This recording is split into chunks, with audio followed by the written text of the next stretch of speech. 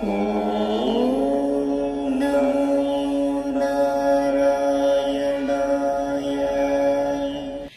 நமஸ்காரம். ஸ்ரீமன் நாராயணியத்துல தசகம் 46ல 6லிருந்து 10 வரைக்கும் இருக்கக்கூடிய ஸ்லோகங்கள் பார்க்க போறோம். 5வது ஸ்லோகத்துல வாயை திறந்து காமிக்கிறார் அப்படின்னு பார்த்தோம் இல்லையா?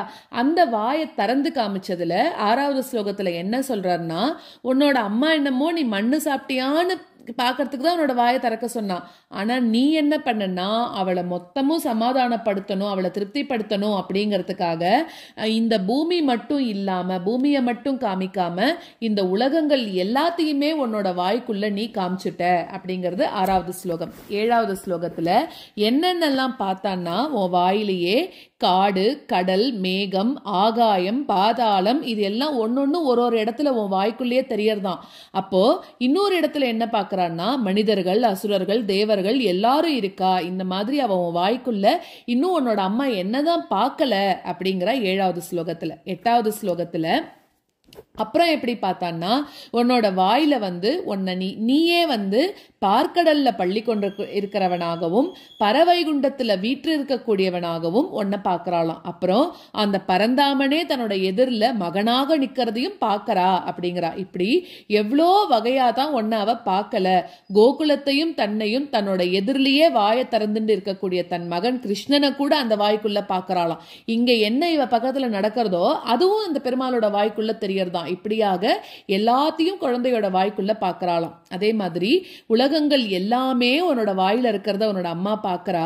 அந்த முகத்துக்குள்ள, இப்ப நீ வாயை திறந்துட்டு இருக்க இல்லையா, அந்த வாய்க்குள்ள, அந்த முகத்துக்குள்ள இன்னொரு முகம் இருக்கான். அதுக்கு ஒரு வாய் இருக்கு. அதுல எல்லா புவனங்களும் திருப்பி அதுக்குள்ள இன்னொரு முன்கண்ட எல்லாத்தையும் அதுல பார்க்கறாளாம்.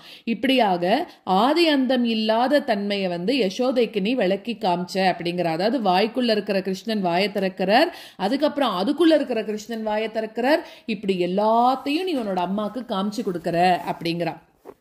10வது ஸ்லோகத்துல இப்போ அந்த தாய் உண்மையை தெரிஞ்சுட்டாலாம். ஆனா அடுத்த செகண்ட் நீ என்ன பண்ணிட்டன்னா, அந்த மாயையால அவளை ஆட்கொண்டு திருப்பி அம்மா எனக்கு பால் கொடு அப்படின்னு சொல்லி அவளை திருப்பி ஓம் பக்கம் திருப்பிட்ட அப்படிங்கிறா. ஏன்னா இப்படியெல்லாம் பார்த்ததுக்கு அப்புறம் நீ பெருமாள் அப்படின்னு தெரிஞ்சு போனதுக்கு அப்புறம், அதாவது அந்த அம்மா உன்னை திருப்பி இப்ப இருக்கிற மாதிரி உனக்கு செல்லம் கொடுக்க மாட்டா, உன்னை கொஞ்ச மாட்டா, நீ ஒரு பெருமாள் அப்படின்ற ஸ்தானத்துல வச்சு உன்னை வழிபட ஆரம்பிச்சிருவா இல்லையா? அது வேண்டாமாம் பெருமாளுக்கு. இப்படி யசோதைக்கு மகனாக இருக்கணும் அப்படின்னு ஆசைப்பட்டு தான் அம்மாக்கு காமிச்சது எல்லாத்தையும் மறக்க அடிச்சுட்ட நீ அப்படிங்கிறது தான் 10வது ஸ்லோகம்.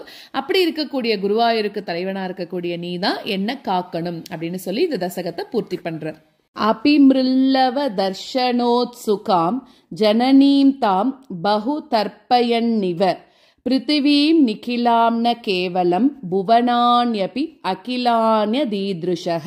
அபிமிருல்லவ தர்ஷனோத்சுகாம் ஜனனீம் தாம் பகு தர்ப்பயன்னிவ.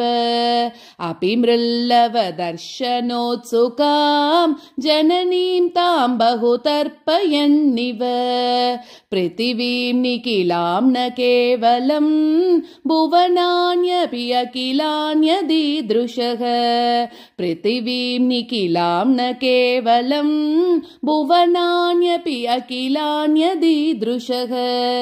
அபிமிருல்லவ தர்ஷனோத்சுகாம் ஜனனீம் தாம் பகு தர்ப்பயன்னிவ பிருத்திவீம் நிகிலாம் ந கேவலம் புவனான்யபி அகிலான்யதீத்ருஷஹ. அபிமிருல்லவ தர்ஷனோத்சுகாம் ஜனனீம் தாம் பகு தர்ப்பயன்னிவ பிருத்திவீம் நிகிலாம் ந கேவலம் புவனான்யபி அகிலான்யதீத்ருஷஹ. குஹசித் வனம் அம்புதி க்வசித் க்வசிதப்ரம் குஹசித் ரசாதலம் மனுஜா தனுஜா க்வசித் சுராஹ தத்ருஷே கிம்ன ததா த்வதானனே. कुहचिद्वनमम्बुधि क्वचित् क्वचिदभ्रं कुहचिद्रसातलम् कुहचिद्वनमम्बुधि क्वचित् क्वचिदभ्रं कुहचिद्रसातलम् मनुजातनुजाः क्वचित् सुराः ददृशे किं न तदा त्वदानने मनुजादनुजा क्वचित् सुराः ददृशे किं न तदा त्वदानने कुहचिद्वनमम्बुधि क्वचित् क्वचिदभ्रं कुहचिद्रसातलम् मनुजादनुजा क्वचित् सुराः ददृशे किं न तदा त्वदानने कुहचिद्वनमम्बुधि क्वचित् क्वचिदभ्रं कुहचिद्रसातलम् मनुजादनुजा क्वचित् सुराः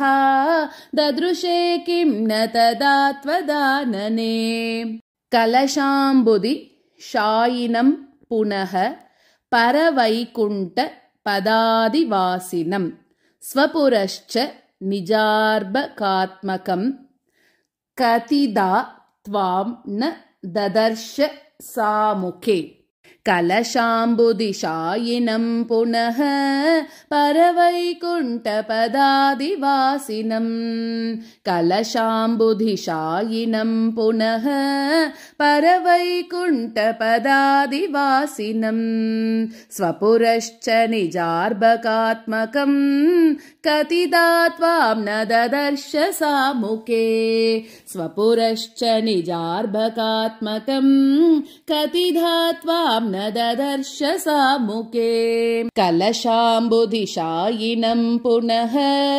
परवैकुण्ठपदादिवासिनं स्वपुरश्च निजार्भकात्मकं कतिधा त्वां न ददर्श सामुखे कलशाम्बुधिशायिनं पुनः परवैकुण्ठपदादिवासिनं स्वपुरश्च निजार्भकात्मकं कतिधा त्वां न ददर्श सामुखे विकसत् भुवने मुखोदरे ननु भूयोऽपि तथा विधाननः अनया स्फुटमीक्षितो भवान् अनवस्थां जगतां बतातनोत् विकसद्भुवने मुखोदरे ननु भूयोऽपि तथा विधाननः विकसद्भुवने मुखोदरे ननु भूयोऽपि तथा विधाननः अनया स्फुटमीक्षितो भवान् अनवस्थां जगतां बतातनोत् अनया स्फुटमीक्षितो भवान् अनवस्थां जगतां बतातनोत् विकसद्भुवने मुखोदरे ननु भूयोऽपि तथा विधाननः अनया स्फुटमीक्षितो भवान् अनवस्थां जगतां बतातनोत् विकसद्भुवने मुखोदरे ननु भूयोऽपि तथा विधाननः अनया स्फुटमीक्षितो भवान् अनवस्थां जगतां बतातनोत् धृततत्त्वदियं तदाक्षणं जननीं तां प्रणयेन मोहयन् स्तनमम्ब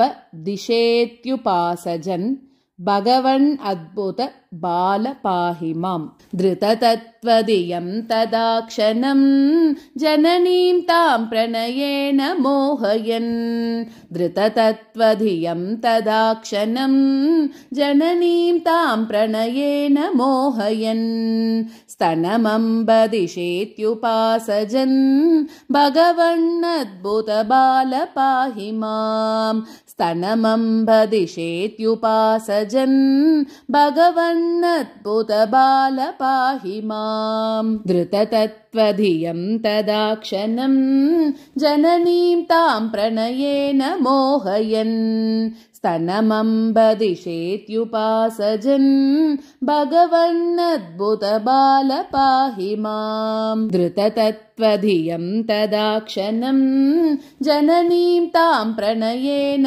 मोहयन् स्तनमम्बदिशेत्युपासजन् भगवन्नद्भुतबाल पाहि माम्।